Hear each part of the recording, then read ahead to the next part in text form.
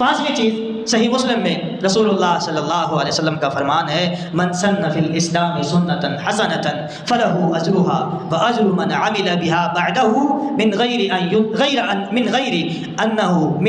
ان ينقص من اجورهم شیء۔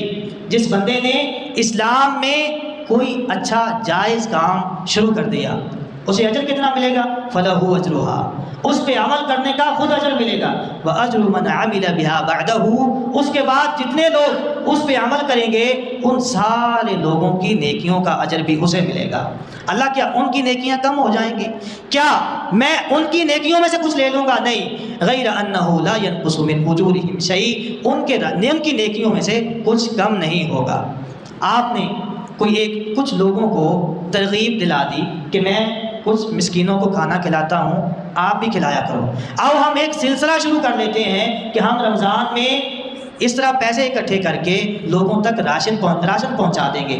آپ کی اس بات کو دیکھ کے کوئی اور بھی عمل کر دیتا ہے۔ آپ اپنا یہ عمل کسی ایسی جگہ پہ بیان کریں جہاں بیان کرنے کا فائدہ ہو، جہاں لوگ آپ کی بات کو فالو کرتے ہوں۔ آپ بتائیں کہ میں فلاں جگہ پہ گیا تھا، وہاں میں نے ضروریات دیکھی لوگوں کی، لوگ اتنے غریب ہیں، میں نے انہیں یہ سہولیات فراہم کی ہیں۔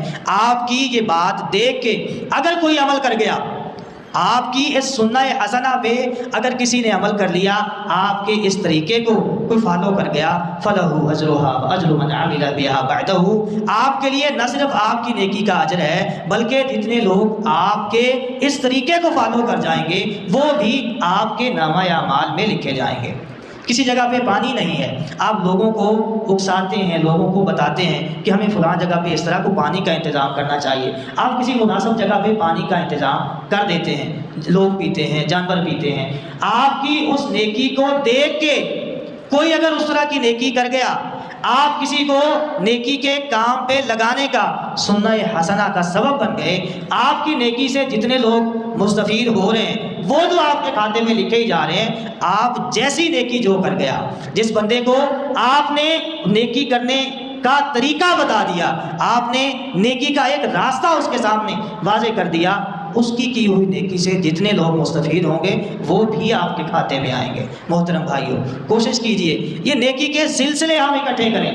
ہماری زندگیاں تھوڑی سی، خواہشات محدود کسی زندگی میں لامحدود خواہشات ہیں، نیکیاں کرنے کا وقت نہیں ہے، وقت ملتا ہے تو خواہش نہیں ہے، کبھی ہم سستی کر گئے، کبھی نیکی کا موقع نہیں ملا، اب میں نے ڈیوٹی پہ جانا ہے، اب میرا فلاں کام ہے، نماز کا وقت نکل گیا اور نیکیاں نکلتی چلی جا رہی ہیں۔ چلیں اپنے پاس کم ہے، لوگوں کو نیکی پہ لگا دیں، اپنا نیکیوں کا اکاؤنٹ کھول لیں، از خود آٹومیٹکلی روز نیکیاں تو آتی رہیں، آٹومیٹک جو چیز آئے گی رکے گی نہیں، اس میں پھر آپ کو دوبارہ سے ورک کرنے کی ضرورت نہیں ہوگی۔ ایک دفعہ کسی کو لگا دیں نیکی پہ، کسی کو نماز پہ لگا دیں، کسی کو روزے پہ لگا دیں، کسی کا جھوٹ چھڑوا دیں، کسی کی غیبت چھڑوا دیں، کوئی بھائی کا دشمن ہے سلو کروا دیں، اور نیکی کے بے شمار سلسلے ہیں۔ کسی کو مسجد کی کیئر کرنے پہ لگا دیں، کسی کو مسجد بنانے پہ لگا دیں، کسی یتیم بچے کی پرورش کرنے پہ لگا دیں، کسی کو بیوہ کا خیال کرنے پہ لگا دیں۔ نیکیوں کے انبار لگے پڑے ہیں آپ کے معاشرے میں، آپ کے ارد گرد یہ مواقع بکھرے پڑے ہیں، ان مواقع سے استفادہ کیجئے اور کوشش کیجئے کہ یہ آپ کے نامہ اعمال میں جمع ہونے والے اعمال کا ایک ایسا سلسلہ شروع ہو جائے کہ جب آپ اللہ رب العزت کے حضور جائیں، جب آپ کے سامنے نامہ اعمال کھلے تو آپ اپنی نیکیاں دیکھ کے حیران رہ جائیں کہ یا اللہ میں نے تو 50 سال زندگی گزار کے آیا ہوں، میرے تو روزے اتنے بنتے نہیں، یہ میرے کھاتے میں ہزاروں روزے کیسے لکھے ہوئے ہیں۔ وہاں اللہ رب العزت بتائیں گے کہ جن لوگوں کو آپ نیکیوں پہ لگا کے آئے تھے یہ ان کے روزے ہیں۔ اللہ میں نے ایک مسجد بنائی تھی، میرے کھاتے میں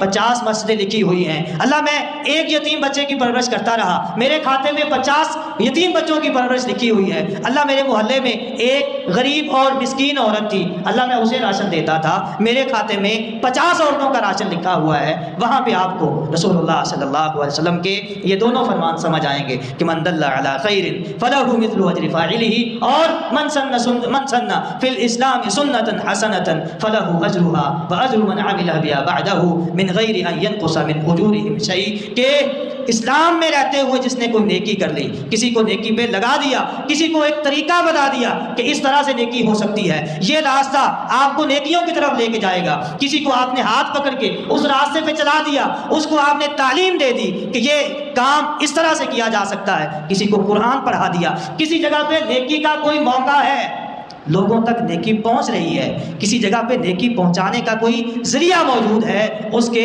دست و بازو بن جائیے۔ جہاں پہ کہیں قرآن مجید پڑھایا جا رہا ہے، کوئی قرآن مجید پڑھا رہا ہے، آپ پڑھ سکتے ہیں، پڑھیے اس کے پاس بیٹھ کے۔ آپ پڑھا سکتے ہیں، پڑھائیے۔ آپ پڑھ نہیں سکتے، پڑھا نہیں سکتے، انہیں انوائرمنٹ دے سکتے ہیں، انہیں پڑھنے پڑھانے کا ماحول دے سکتے ہیں، ان کی کہی ہوئی بات کو اٹھا کے کسی اور تک لے کے جا سکتے ہیں، وہ لے جائیے۔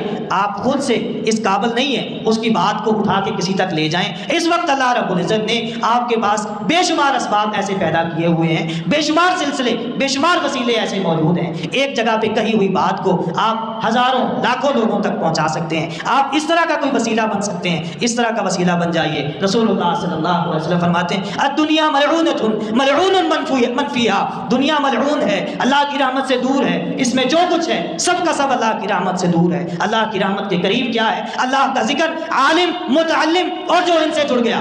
اللہ کا ذکر، اللہ کی کتاب، عالم اور متعلم اور جو ان سے جڑ گیا، جس نے اپنا تعلق ان کے ساتھ بنا لیا، جو ان کے پاس آ کے بیٹھ گیا، جو ان کے ساتھ چل پڑا، جو ان کا دست و بازو بن گیا، جو ان کی آواز کو لوگوں تک پہنچانے والا بن گیا، ان کے لیے وسائل اور اسباب فراہم کرنے والا بن گیا۔ یہ لوگ ہیں جو اللہ کی رحمت کے قریب ہیں۔ ان کے علاوہ دنیا میں جتنے لوگ ہیں سب اللہ کی رحمت سے دور ہیں۔ اللہ رب العزت سے دعا ہے کہ اللہ رب العزت ہمارے معاشرے میں جو نیکیوں کے سلسلے بکھرے پڑے ہیں، اللہ رب العزت ہمیں یہ سلسلے اکٹھے کرنے کی توفیق عطا فرمائے، اور ہمارے پاس جو مواقع نیکی کے موجود ہیں، قرآن و سنت کو پھیلانے کے جو مواقع موجود ہیں، لوگوں کو نیکی پہ لگانے کے جو مواقع موجود ہیں، اللہ رب العزت ہمیں ان تمام مواقع سے استفادہ کرنے کی توفیق عطا فرمائے۔